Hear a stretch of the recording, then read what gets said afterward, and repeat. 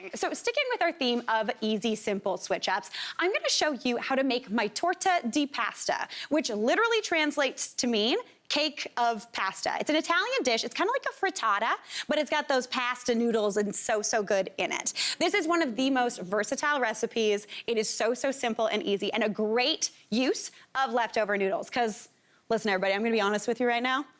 When I have leftover spaghetti, I pretend I'm gonna eat it, and I don't. And I feel so bad about it every single time. Because you know what happens? I don't know if you're like me. You put this in a container, in the fridge, overnight, you're doing your thing, and then it like turns into a block of pasta. This thing will be the shape of whatever container you put it in. If you put it in a rectangle, you got a little rectangle of pasta to deal with the next day.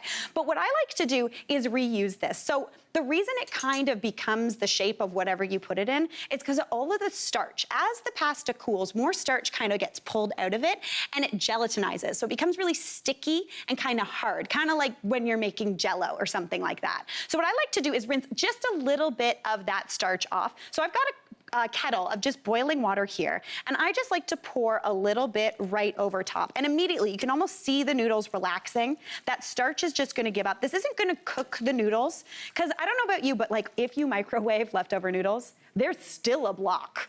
And you're gonna eat this spaghetti with a knife and fork, and it's gonna feel really weird while you're sitting at your desk eating that lunch. So just a little bit of hot water in there reheats everything, and you're gonna be good to go. So while that kind of loosens up, I'm gonna make the egg mixture for this torta di pasta. Because essentially, as I said, it's just a frittata. So you need 6 eggs to start. So I'm gonna crack those babies right on into a bowl.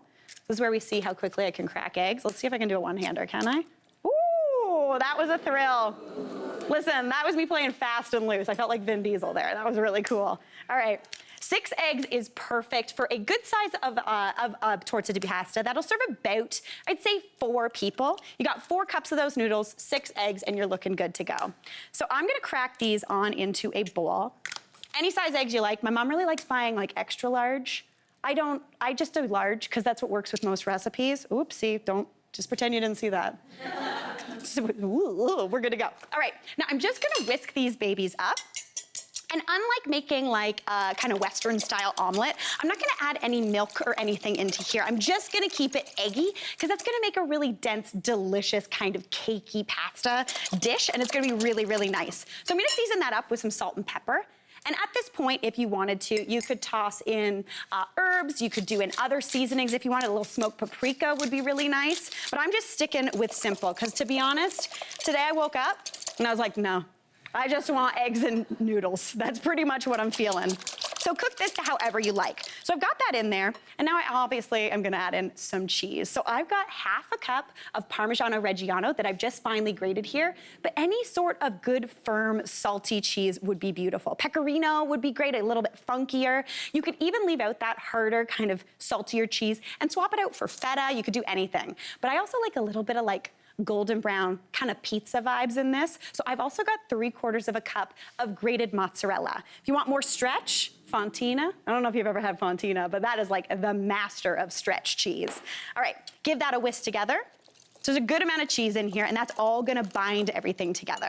So that's looking beautiful. And at this point, if you wanted to use up more leftovers, just hunt around in your fridge. You could find some spinach, some peppers, leftover potatoes, even from the night before, a double starch dinner. I'm never mad at that, but I'm just sticking with this today. All right, now we're gonna come on over here. And I've got a little pan, or it's about a medium-sized pan, heating over medium heat. I'm using a non-stick pan. A cast iron would also work really nicely. But I wanna add into there about a tablespoon of butter. That butter's gonna give really nice flavor into this torta di pasta, because this is something that's super simple. There's hardly any ingredients. So far, we've got noodles that probably would have found their way into the green bin, eggs, cheese, and a little bit of butter.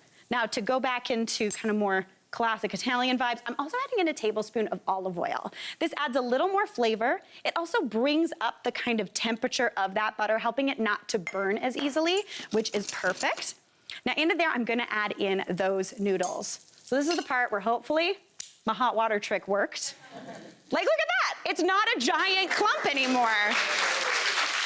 Truly, I sent my husband, Aaron, he was part of a lunch club at work, and I sent him with this delicious brisket pappardelle that I'd made. I sent the noodles separate. I got him to do this trick at work. Everyone lost their mind. Everyone thought he was a wizard. So if you want to show off at your next office lunch, hot water on a noodle, you'll be a queen. All right, pop those noodles in there. I'm gonna use, again, about 4 cups. You can use any shaped noodle as well, whatever you've got hanging around. Give that a little bit of a toss. And then I'm gonna add that delicious cheesy egg mixture on top. So just dump that all over those noodles. Give that a little bit of a shimmy and a shake just to kind of coat everything.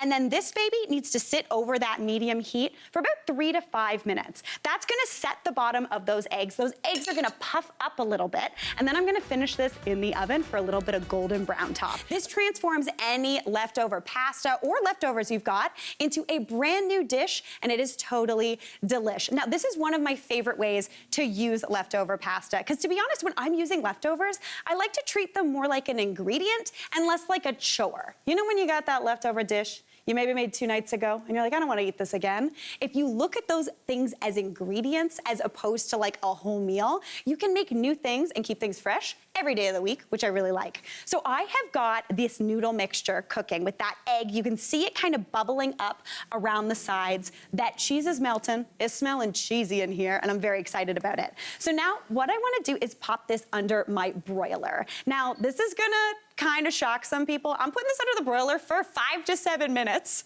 which sounds like a really long time, but it's because I pop it onto the middle rack, and essentially what that broiler is gonna do is it's gonna cook the center of those eggs, give me a little bit of golden brown on top, and it's gonna be totally delicious. So I've got one, ooh, I got one done right here, and I'm very excited. Honestly, you know when you're having one of those days and you just want something comforting?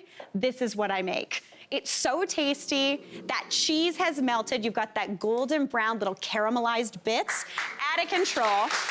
And my favorite thing, if you use a good non-stick pan, just slip a little spatula all the way around, and to serve it, you just slop it right out. And then you just pop that on your table. Everyone takes a slice. To be honest, I could serve 6 people with that, but I could also serve like 2 people, and everybody gets a half of their little torta di pasta. It's super tasty, but since that was so easy, I'm also gonna whip together a super quick salad. A salad is another way to use up odds and ends in your fridge. So I've got some homemade vinaigrette here, little bit of greens, and some cherry tomatoes. If you've got anything hanging out in there, even if you've got like pickled red onions, whew, chuck that on a salad, it'd be so tasty. So I'm just gonna toss those tomatoes into here.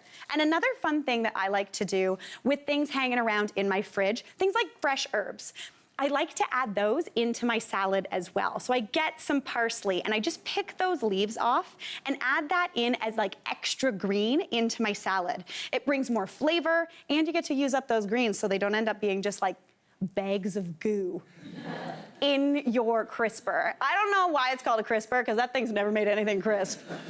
But like, sure, I'll buy it. Even a little bit of fresh oregano in there. Every single bite will be a bit different, because to be honest, I know salads can be kind of boring, but if you just jazz it up with some fresh herbs, everyone's gonna be like, oh my gosh, you're so fancy. I feel like I'm working on this like French vibe, chucking some fresh herbs in there. All right, I'm gonna toss that together. And my vinaigrette, I just do a mixture of, to be honest, equal parts vinegar and oil, which is a lot of vinegar, because I like a really tart vinaigrette, and then a good amount of mustard. Maybe a little bit of honey or maple syrup in there just to sweeten things up. And then you pop that on. And this is where I tell you a secret, and that secret is, I don't usually dress a salad in my house, my husband does, because he says I make soup salad, because I really like dressing, so I always put way too much on, but I don't think there's anything wrong with that. All right, toss that together. And then to serve this, yeah, you could keep this salad in the bowl, but if you wanna look kind of fancy and devil may care, just pop it on the side of your board. Everybody gets to dig in, pop more cheese on top of that, crumble whatever you got hanging out in that cheese drawer, those tomatoes on top too. And that, to me, looks like a total feast. Some of those fresh herbs right on top. And then to serve this baby, you just go in with a knife, you cut it. Oh my gosh, you see all the cheese oozing on out? This, to be honest, is kind of like an eggy pizza.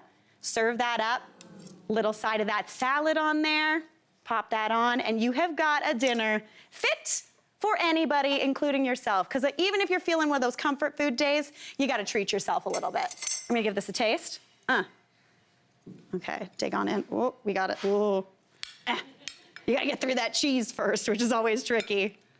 And then you've got, oh my gosh. That is so good. so much better than the sum of its parts. Hey, Mary here. What did you think? Drop your comments below and don't forget to like and subscribe for more of the good stuff.